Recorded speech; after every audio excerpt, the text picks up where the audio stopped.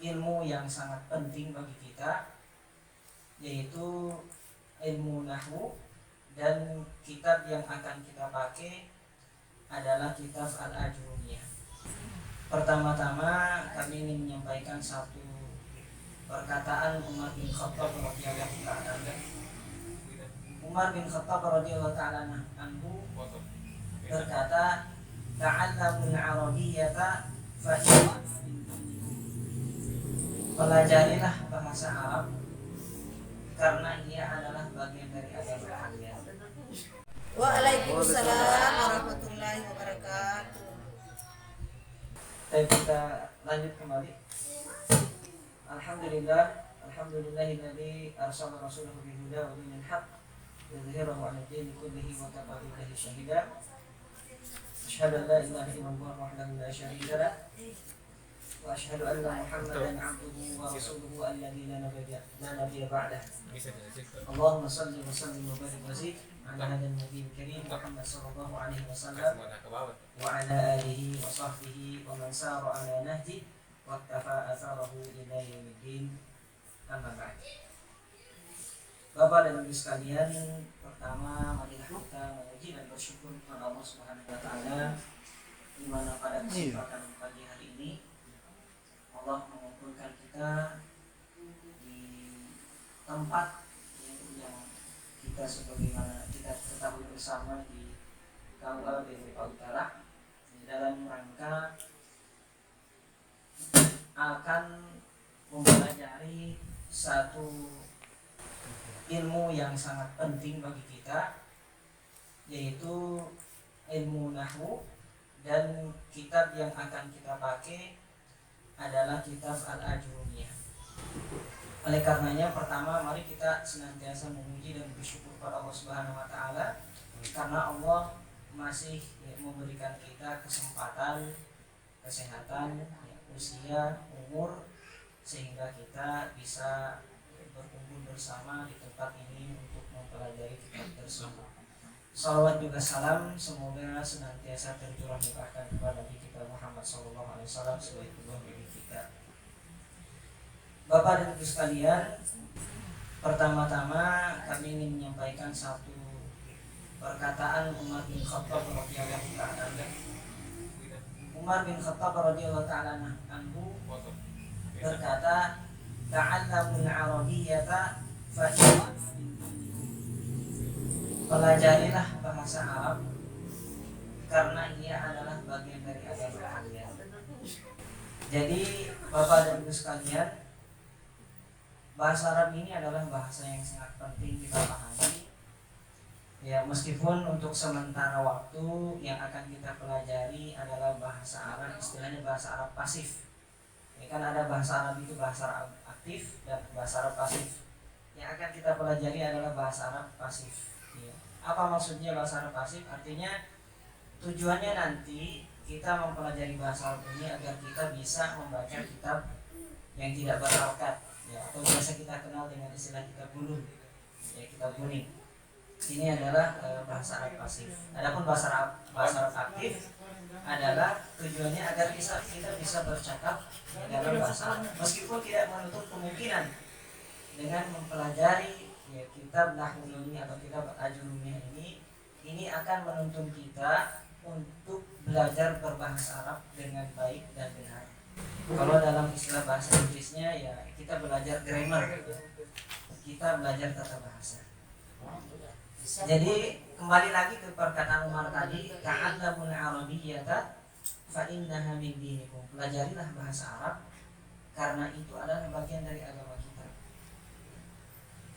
Kenapa kita katakan bahwasanya, atau kenapa Umar mengatakan bahwasanya bahasa Arab ini adalah bahasa agama kita? Ya jelas, ya. Jelas alasannya. Kenapa? Karena Al-Qur'anul Karim, firman Allah Subhanahu wa taala itu berbahasa Arab. Ya. Kita kembali. Jadi firman Allah Subhanahu wa taala itu berbahasa Arab. Ya, kita sudah sama-sama ya, bersama ya, mengetahui bahwasanya Al-Qur'anul Karim diturunkan dengan bahasa Arab. Ya, jelas. Kemudian sunnah Rasulullah atau hadis-hadis Rasulullah pun juga dalam bahasa Arab. Oleh karenanya setidaknya dua hal inilah yang kemudian Umar bin Khattab radhiyallahu ta'ala anhu mengatakan bahwasanya bahasa Arab itu adalah bagian dari agama kita.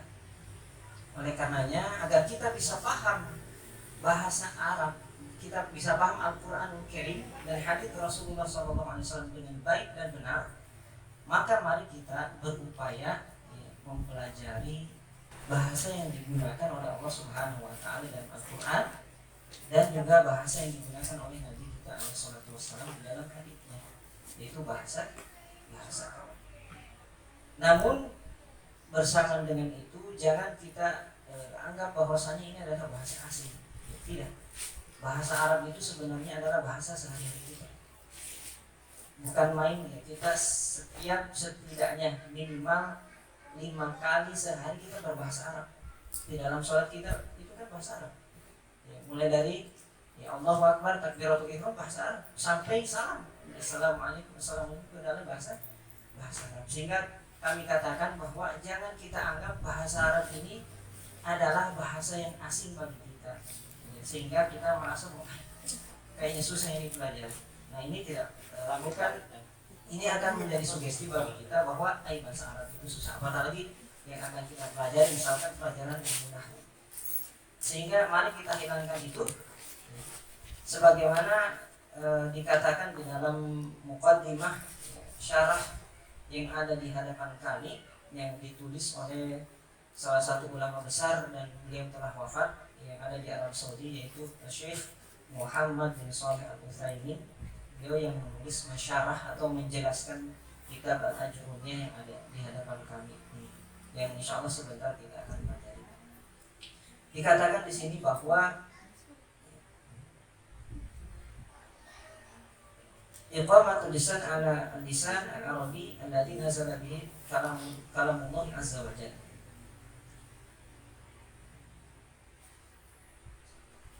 Walakinna an-nahwa fi awwalihi sa'bun wa fi akhirihi sahlun. Wa qad muthila bi baitin min qasadin wa babuhu min hadid. Yani annahu sa'bud dukhul lakin in dakhalta sahula 'alaika kullu syai'. Jadi maksud dari perkataan Syekh Muhammad bin Shalih Al-Utsaimin menjelaskan kepada kita bahwasanya memahami nahwu ini adalah perkara yang sangat penting. Fahmun nahwu amran muhimman jiddan. Sangat penting sekali. Walakin an-nahwa fi awwalihi sa'bun. Ulama kita menjelaskan bahwa mempelajari ilmu nahwu di awal itu memang terasa sulit. Di awal itu memang biasanya terasa sulit. Wa fi akhirihi sahlun, dan di akhirnya itu kita akan merasakan kemudahan. Waqad musila bi baitin min qasad wa babuhu min hadid. Ini seperti diperumpamakan satu rumah yang terbuat dari kayu, katakanlah sesuatu yang lemah, terbuat dari sagu atau pohon sagu misalkan. Wa babuhu min hadid, dan pintunya dari besi. Yani annahu sa'ubad dukhul, maksudnya kita susah masuk. Kenapa? Karena rumahnya sebenarnya dari kayu, tapi ini pintunya dari besi. Susah kita masuk. Annahu sa'ubad dukhul lakin idza dakhalta sahula 'alaik. Tapi kalau kita sudah masuk di rumah tersebut, itu kita akan merasa kemudahan. Oleh karenanya ulama kita mengatakan rakiz ala awwalihi yasmuru 'alaika akhiruhu. Agar kita mudah, maka berkonsentrasilah dalam mempelajari ilmu nahwu ini di awalnya. Yasmuru 'alaika akhiruhu, ini akan mempermudah kita di akhirnya. Jadi hampir semua ilmu pengetahuan yang kita pelajari itu butuh konsentrasi kita. Jadi kalau setengah-setengah, maka ini kita tidak akan mungkin memahaminya dengan baik. Oleh karenanya ulama kita menjelaskan kepada kita bahwa rakiz, konsentrasilah ketika kita belajar di awalnya, ini akan mempermudah kita di akhirnya. Makanya tadi di awal saya katakan, saya baca tadi perkataan dari Syekh kita,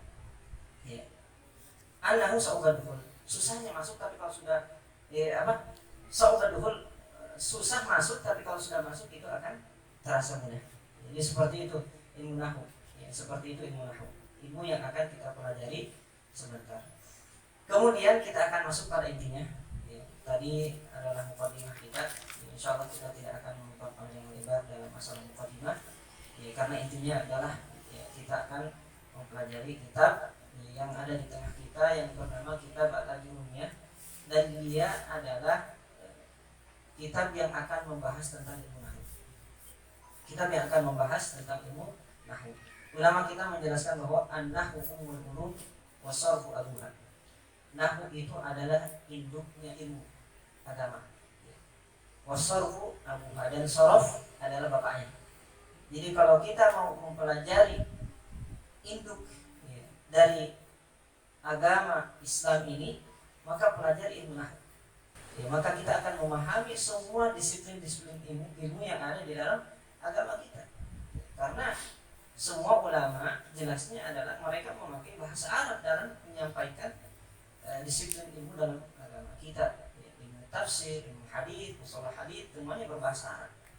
Ya, ulumul fiqh, ya, usulul fiqh, semuanya memakai bahasa Arab. Karena agar kita paham agama kita secara sempurna dan paripurna, maka mari kita pahami dan mari kita pelajari ilmu nahwu ini. Kita akan masuk ya pada bagian atau season yang pertama dari pelajaran ilmu nahwu ini. Di dalam kitab kita Bismillahirrahmanirrahim, sebelumnya kami basmalah Bismillahirrahmanirrahim. Kami akan baca terlebih dahulu matanya ya. Al-kalamu huwal lafzul murakkabul mufidu bil wad'i. Pada awal kitab Al-Ajurumiyah ini, seorang penulis yang bernama Abul Hasan Ad-Duwali, ya, kalau tidak salah ini ada namanya di awal. Ya, yang menyusun kitab ini Abul Hasan Ad-Duwali. Ya. Di sini nggak ada namanya. Itu ya yang mengharang kitab. Lanjut lagi. Beliau menulis al-kalamu wa lafzul murakkabul mufidu bil wad'i. Beliau mengatakan, jadi ini sebelumnya saya menjelaskan bahwa dalam ilmu nahwu ini yang pertama kali memang akan dibahas adalah masalah al-kalam. Al-kalam itu apa? Ya, kalam itu kalau kita terjemahkan secara terus ke dalam bahasa Indonesia adalah kalimat. Jadi ada yang di dalam bahasa Arab itu ada yang dinamakan al-kalam, ada yang dinamakan al-kalimah, ya, ada juga yang dinamakan al-qaul, ya, ada juga yang dinamakan dengan al-kalim. Ini hampir mirip semua. Al-kalam, kalimah, kalim. Ya, al-kalam itu adalah kalimat sempurna, ya, adalah kalimat sempurna atau kumpulan dari kata-kata, ya, kumpulan dari kata-kata itu namanya al-kalam. Atau persamaan katanya di dalam bahasa Arab adalah al-jumlatun mufidah. Ya, biasanya kalau kita pernah belajar di MTS maka insya Allah kita tidak asing dengan bahasa ini. Ya, al-jumlatun mufidah. Ya, apatah lagi ada teman-teman kita yang jahil. Ya, kalau ada dari bagian jurusan prodi bahasa Arab itu sudah tidak asing lagi. Al-jumlatul mufidah atau al-kalam itu sama, persamaan kata, muradif. Ada yang dinamakan dengan al-kalimah dalam bahasa Arab. Nah, al-kalimah ini kalau diterjemahkan kata. Tapi kalau dalam bahasa Indonesia kalimah itu kan kalimat sempurna. Tapi kalau dalam bahasa Arab kalau dikatakan al-kalimah itu adalah kata. Seperti itu. Nah, kemudian ada yang dinamakan dengan al-kalim. Kalim ini juga maknanya adalah al-kalam. Ya, tersusun dari beberapa kalimat. Ada juga yang dinamakan al-qaul. Ya, perkataan, ya, al-qaul. Qaul juga ini bisa bermakna kalam dan bisa juga tidak bermakna kalam. Ya, tergantung dari apakah qaul ini. meliputi syarat-syarat kalam maka dikatakan kalam. Tapi kalau tidak meliputi syarat-syarat kalam maka tidak dikatakan sebagai kalam. Kembali lagi, jadi al-kalam ini adalah kalimat. Jadi ini yang akan kita bahas pertama kali, dan ini memang yang ditulis oleh ulama kita dalam menjelaskan tentang ilmu nahwu. Jadi yang pertama kali kita bahas adalah masalah al-kalam atau kalimat sempurna. Ya, biasanya kita pahami kalau dalam bahasa Indonesia itu kalimat sempurna terdiri dari setidaknya ada 4 syarat: subjek, predikat, objek, dan keterangan. Itu sudah bisa dikatakan kalimat sempurna itu dalam bahasa Indonesia. Nah, dalam bahasa Arab nanti kita akan jelaskan apa yang sesuai dengan apa yang telah dijelaskan oleh ulama kita. Al-kalamu huwal lafzul murakkabul mufidu bil wad'i.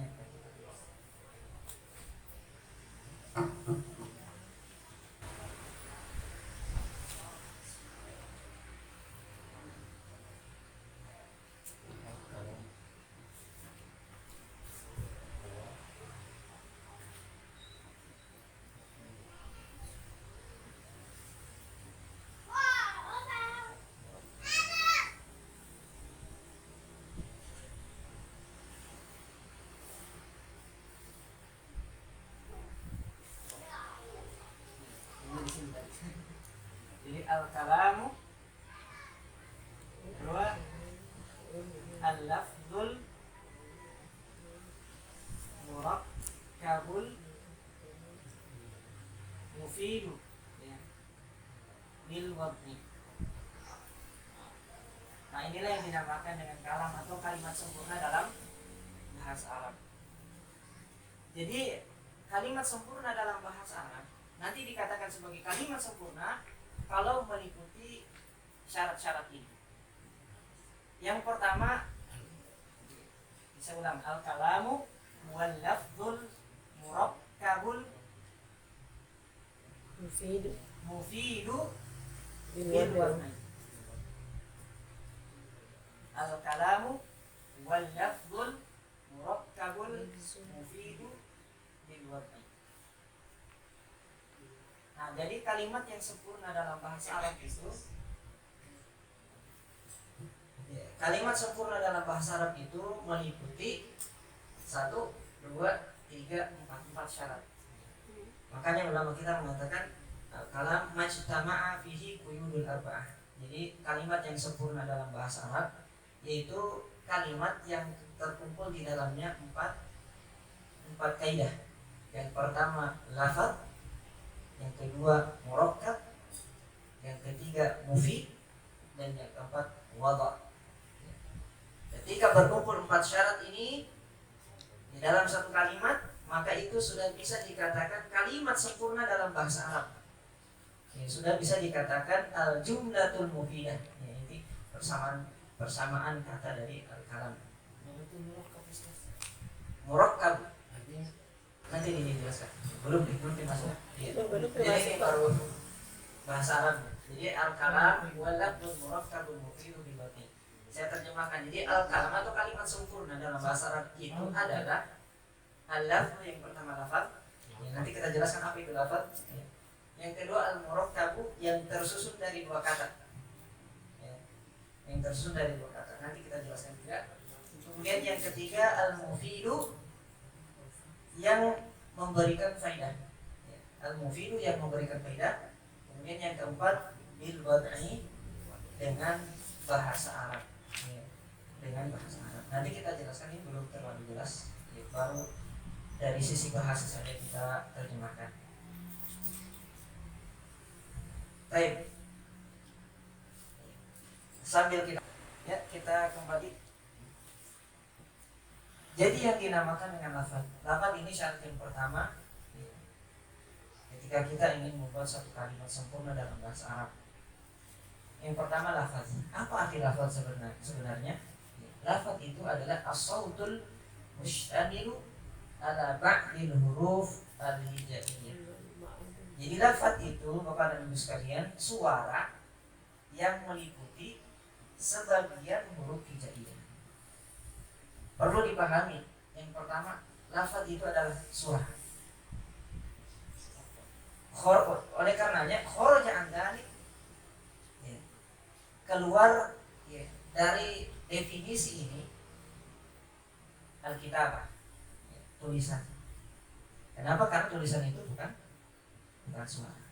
Jadi yang dinamakan dengan lafaz itu suara yang meliputi sebahagian huruf hijaiyah. Sebagaimana kita sama-sama ketahui bersama, huruf hijaiyah kan ada 28 alif ba ta itu. Nah, kalau ada suara kita dengar meliputi sebahagian huruf hijaiyah, maka itu sudah bisa dikatakan sebagai lafaz. Jadi kalau hanya tulisan, contohnya saya tulis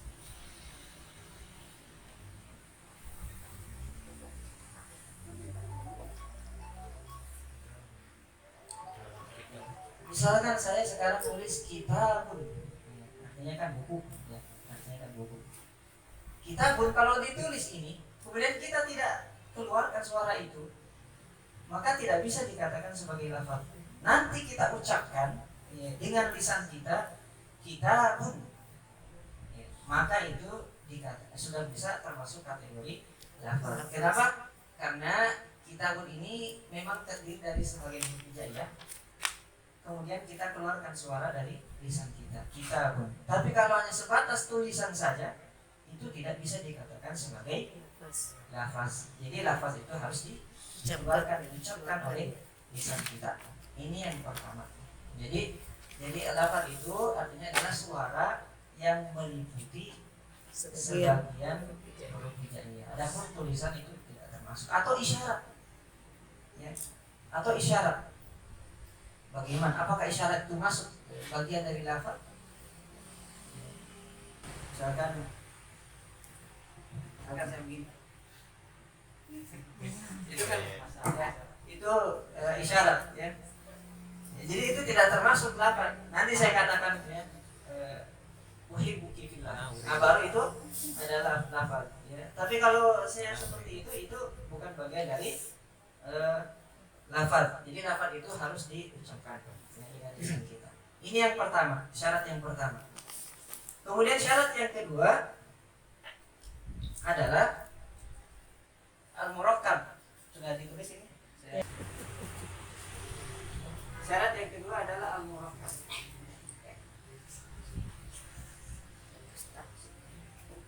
Dulu ini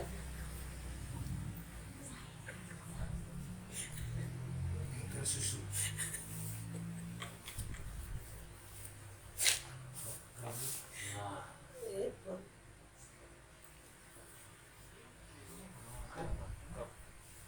Mataro kaba min kalimataini fa aksar.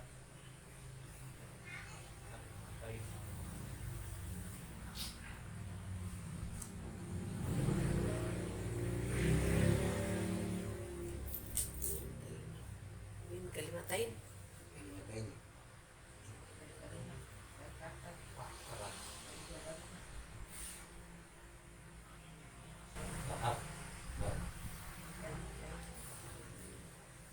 Mataro kaba min kalimataini fa aksar. Ini roh.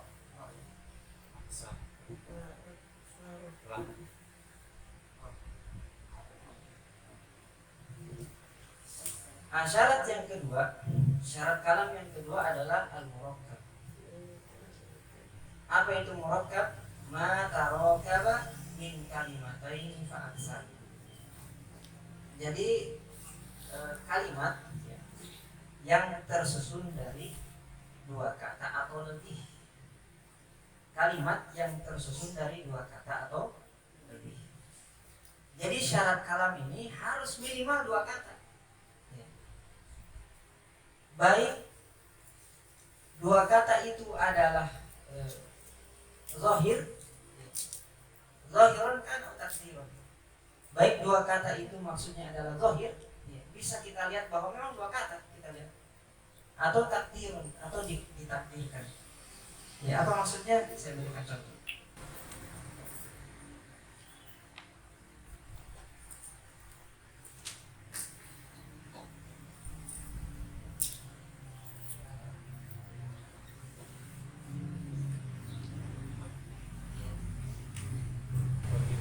Ja'a Muhammad. Ja'a Muhammad ini Bapak dan Ibu sekalian sebelumnya saya jelaskan bahwa ini adalah kalimat yang sempurna dalam bahasa Arab.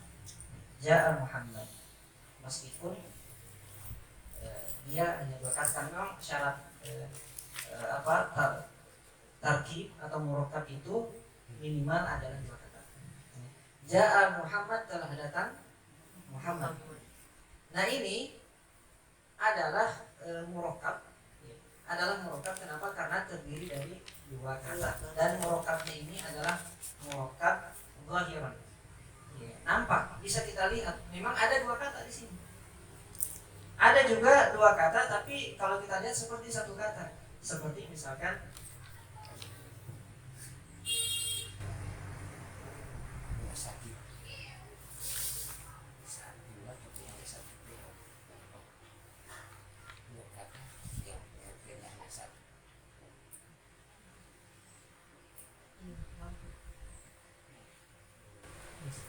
idhabu. Idhabu ini kita lihat kan satu kata di situ. Sepertinya padahal di situ ada dhamirun mustatirun takdiruhu dhamirun mustatirun takdiruhu antum. Jadi kalau kita mau nampakkan dhamirnya, kata gantinya di dalam idhabu antum. Tapi kalau fil amr kan tidak seperti ini kan contoh fil amr. Yang nanti kita jelaskan apa itu fil amr. Kata kerja perintah. Ternyata fil amr itu kalau kita sudah mengatakan fil amr walaupun hanya satu kata itu sudah menjadi kalimat yang sempurna. Kenapa? Karena sudah ada objek di situ yang diperintahkan. Ada kata kerjanya, ada objek. Idhabu. Pergilah kalian. Itu sudah jadi kalimat sempurna. Meskipun kita lihat hanya satu kata saja, tapi kalau ditakdirkan itu idhabu antum. Dua kata, dhamir mustatir, dhamir yang tersembunyi. Baik, jadi ini yang kedua, syarat yang kedua adalah murakkab terdiri dari dua kata. Jadi minimal kalimat yang sempurna dalam bahasa Arab itu terdiri dari dua kata. Ya. Mungkin kita akan lanjutkan sampai selesai pembahasan kali ini baru kita akhiri ya. Bisa.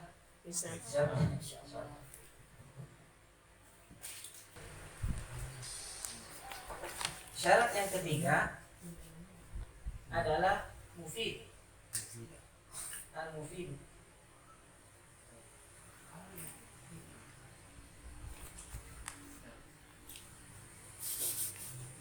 Coba putus.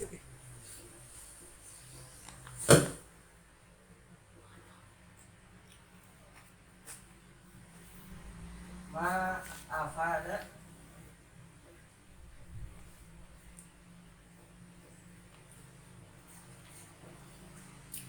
faidatan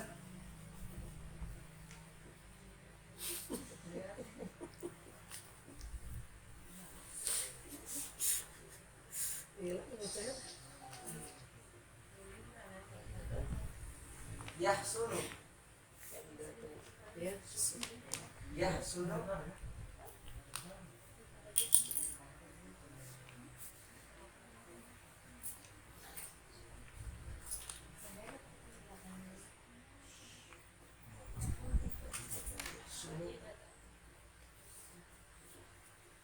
yahsulu sukutu minal mutakallimi.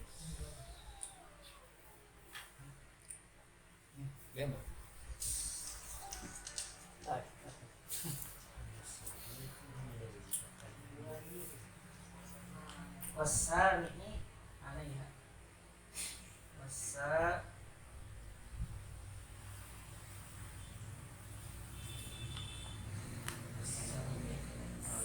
Alaiha. Sami. Ya. Jadi yang dinamakan dengan mufid itu ma afada faidatan yahsulu sukutu minal mutakallim wasami'i alaiha. Apa artinya? Ya, jadi kalimat yang memberikan faidah. Intinya sebenarnya seperti itu. Kalimat yang memberikan faidah yahsul sukut minal mutakallim wasami alaiha. Ketika diucapkan kalimat tersebut maka yang berbicara itu tidak perlu melanjutkan pembicaraannya, dan yang mendengarkan tidak perlu bertanya kepada si pembicara. Saya ulangi ya. Ma afada faidatan yahsunu sukutu minal mutakallimi wasami'i 'alaiha.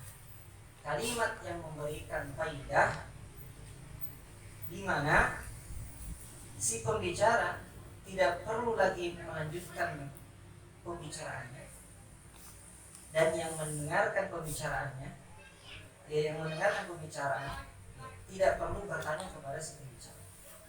Apa maksudnya? Sudah saling memahami ya, satu dengan yang lainnya.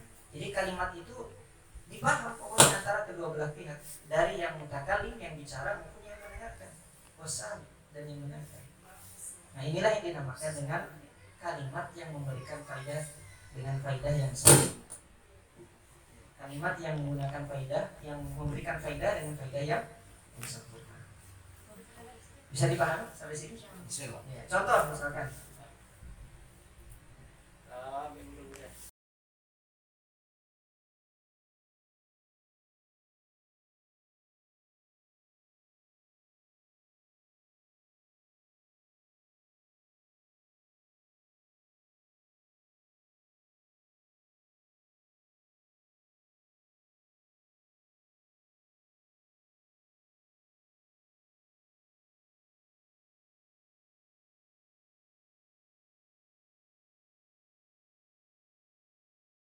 Contoh misalkan, saya katakan dhahaba Muhammad ila Makassar.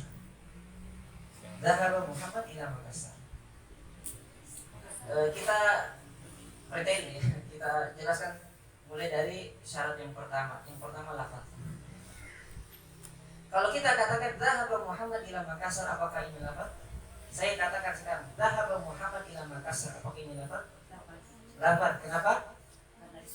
Ya, meliputi sebagian, ya suara yang meliputi sebagian huruf hijaiyah yang pertama. Kemudian yang kedua, apakah ini terdiri dari dua kata? Bahkan lebih, 1, 2, 3, 4 kata. Berarti mencukupi syarat tarkib ya, atau murakkab. Kemudian yang ketiga, apakah perkataan ini ketika saya mengatakan dhahaba Muhammad ila Makassar bisa dipahami? Bisa. Saya sekarang bicara dhahaba Muhammad ila Makassar. Muhammad telah pergi ke Makassar. Bisa dipahami? Bisa. Ya, berarti ini adalah memberikan faidah yang baik. Maaf ada faidatan yang sutut minal mutakallim pesannya dia. Memberikan faidah di mana yang mendengarkan perkataan tersebut tidak perlu bertanya, dan yang berbicara juga tidak perlu melanjutkan lagi pembicaraannya, sudah selesai. Ketika dikatakan dhahaba Muhammad ila Makassar, selesai. Ya, menjadi kalimat yang sempurna, dapat dipahami. Apakah ada kalimat atau apakah ada sejumlah kata dalam bahasa Arab yang tidak memberikan faedah? Iya ada. Contohnya misalkan ada syarat tidak ada jawabannya, ada syarat tidak ada jawabannya. Contohnya ada syarat, maksud syarat itu seperti in qoma atau in jaa. In jaa. Saya tulis dulu. Jaa mudarris. Jaa mudarris.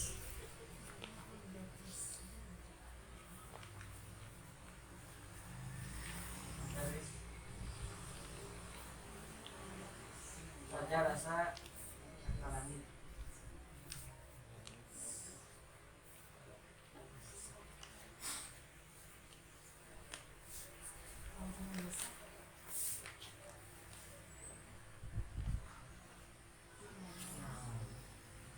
Atau wajah rasa ulat.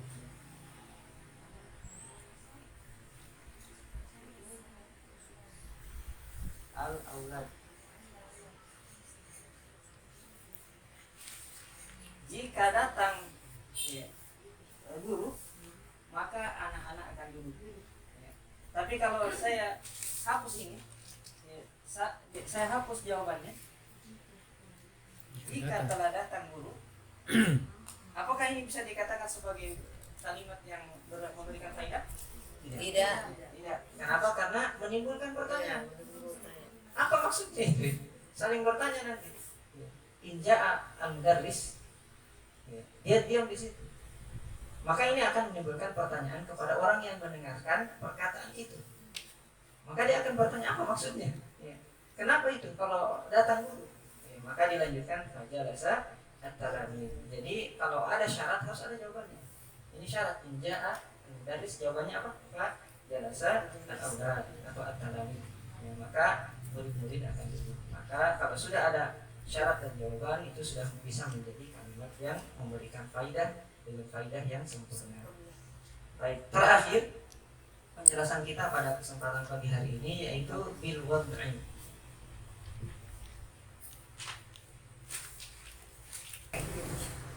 Syarat kalam yang keempat adalah bil wad'i.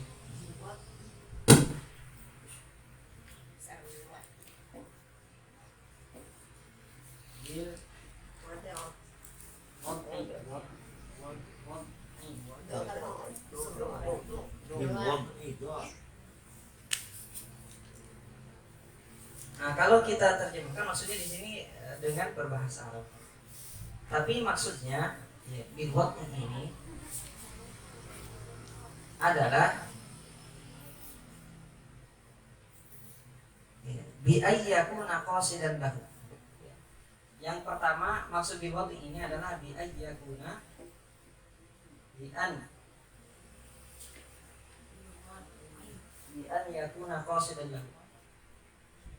Bi an yakuna qasidan lahu. Yakuna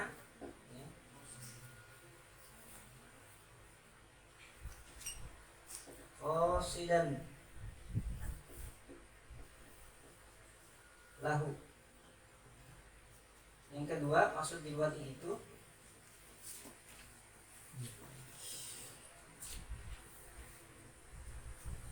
min haitsu al-lughatul arabiyyah, min haitsu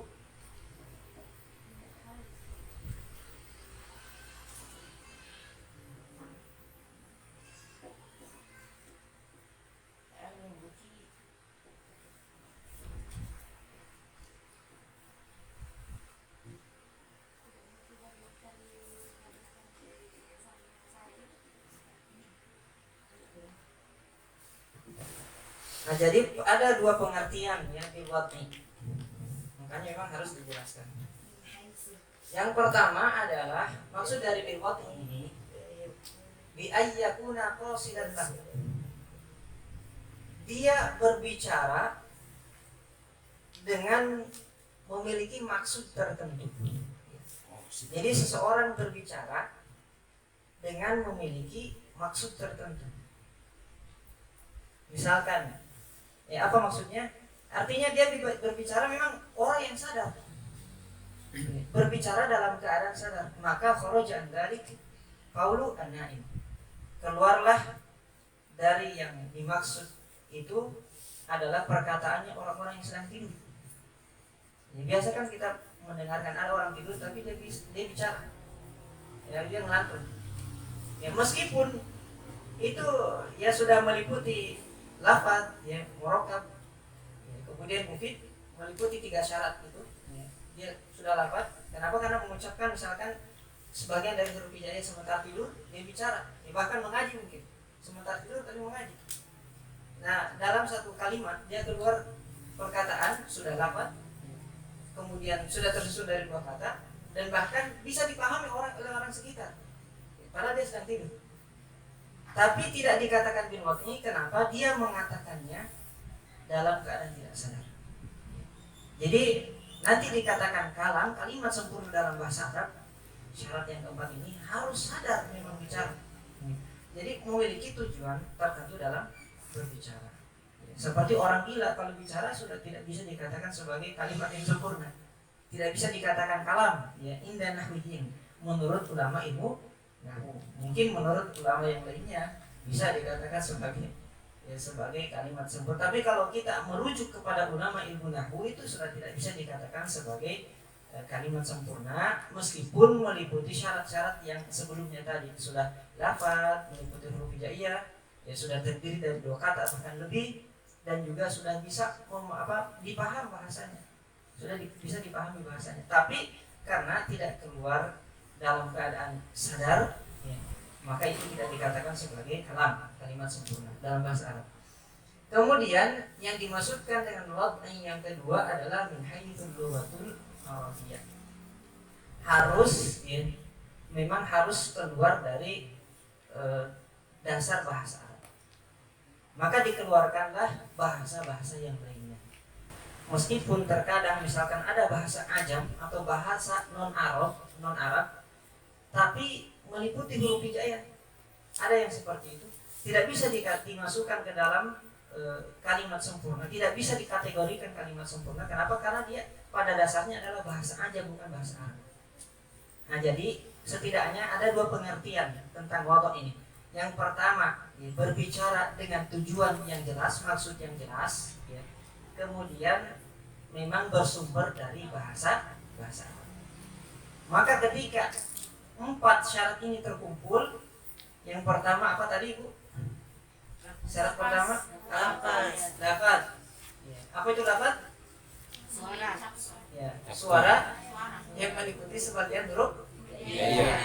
Yang kedua apa lagi? Murakkab. Apa itu murakkab? Terdiri 2 kata. Kemudian yang ketiga apa tadi? Al-mufid. Ya. Apa itu mufid? Ya, kalimat yang memberikan faedah. Yang keempat, Berbicara memiliki maksud tertentu. ya, berbicara dengan memiliki maksud tertentu, ya, dan kemudian berasal dari sumbernya bahasa Arab. Nah, ketika berkumpul 4 hal ini dalam satu kalimat, dalam satu kalimat yang kita ucapkan, maka itulah yang dinamakan dengan istilah al-kalam, ya, dalam bahasa Arab, atau dalam bahasa kitanya ya kalimat sempurna. Ya, kalimat sempurna, atau muradifnya atau persamaan katanya biasa kita dengar istilah al-jumlatul mufidah. Ya, jumlah atau kalimat yang memberikan faedah. Ya, maka selesailah pembahasan kita dengan selesainya membahas syarat yang terakhir, yaitu yang keempat, yaitu wadha, pada kesempatan pagi hari ini menjelang siang. Insyaallah sebelum kami tutup, mungkin ada pertanyaan yang tidak bisa ada yang tidak kita pahami, silakan kita pertanyakan. Kemudian insyaallah kalau bisa kami jawab, maka kami akan jawab. Syukran wa jazakumullah khairan katsiran. Sebelum kami tutup, ada pertanyaan? Ya, ada di belakang, paham? Bisa dipahami ya? Kira-kira mudah pembahasannya lah. Ya, paham tidak paham? Tidak boleh begitu. Pokoknya saya tidak akan berlanjut ke materi yang selanjutnya sebelum kita semua paham dengan apa yang kami sampaikan. Jadi inti pelajaran kita pada pagi hari ini adalah tentang kalimat sempurna itu yang harus Ada sedikit Ustaz. ya. Ini tadi Muhammadu. Ya. Ini kan sudah sempurna. Ya. Tapi kalimat apa namanya kalau misalnya ada yang bertanya, kapan Muhammad datang? Apa kaitannya kalimat itu? Misalnya tadi kan sempurna. Ya. Tidak ada keterangan di situ kapan datang. Nah, kalau ada orang bertanya, kalimat apa namanya? Kalau ada orang bertanya apakah itu kalimat sempurna atau tidak, begitu maksudnya. Iya, enggak maksud saya. Kalimat istifham. Ya, kalimatul istifham namanya. Kalimat pertanyaan. Iya. Karena tadi sudah sempurna, sudah dipaham bahwa Muhammad datang. Iya. Tapi ada yang bertanya, kapan Muhammad datang? Nah, Kalimat apa lagi? karena dia kalimat istifham, Makanya, maka itu belum dikategorikan sebagai kalimat yang sempurna. Kenapa? Karena butuh jawaban. Ya, pasti. Sudah tidak ada jawaban. Nanti ada jawabannya, baru dikatakan sebagai kalimat sempurna. Kapan Muhammad datang? Masih butuh jawaban. Jadi kalimat sempurna itu adalah kalimat yang sudah tidak membutuhkan lagi jawab. oh, berarti kalimat yang tadi Ja'a Muhammad dengan kapan Muhammad datang tidak ada hubungannya. Tidak ada. Oh. Kalau di persoalan ini, Iya, maksud saya begitu, maksud saya begitu. Itu kalimat istighfar. Artinya kan tadi sudah jelas itu Muhammad Iya, datang. sudah Tapi pokoknya mentok di pertanyaan situ. muncul, kapan Muhammad datang? Iya. lagi ngomong ya tuh pembahasan. Oh. Ya namanya belajar. Iya, betul. Ya ada pertanyaan yang lain? Ya silakan, mungkin kita batasi sampai 3 pertanyaan. Barusan Ustaz Nurdin bertanya, kemudian yang lainnya silakan. Kecuali kalau tidak ada ya kita tutup. Tutupnya saja, lama aja apa? Iya. Rugi nanti lanjut kita. Iya, baik. Karena kita masih ada kesibukan lain, ya. Kita bersyukur mudah-mudahan Allah memberikan taufik kepada kita dan kita bisa lanjutkan kembali ke depan. Mudah-mudahan biar sedikit yang penting. Iya. Ya, Yang penting kita pahami. Iya. Ini Yang jelas intinya apa? sepertinya saya mengingat waktu saya kelas 3 SMP. Masya Allah. Ya. Iya, iya. Betul. Karena saya SMP dulu beralih ke Senamia. Nah, kita begini antum apa itu? Ya, sebelum mungkin kita bincang-bincang, kita tutup dulu dengan kafaratu majelis. Subhanaka wa bihamdik, asyhadu an la ilaha illa anta, astaghfiruka wa atubu ilaik. Wa akhiru da'wana alhamdulillahi rabbil alamin. Assalamualaikum warahmatullahi wabarakatuh. Waalaikumsalam.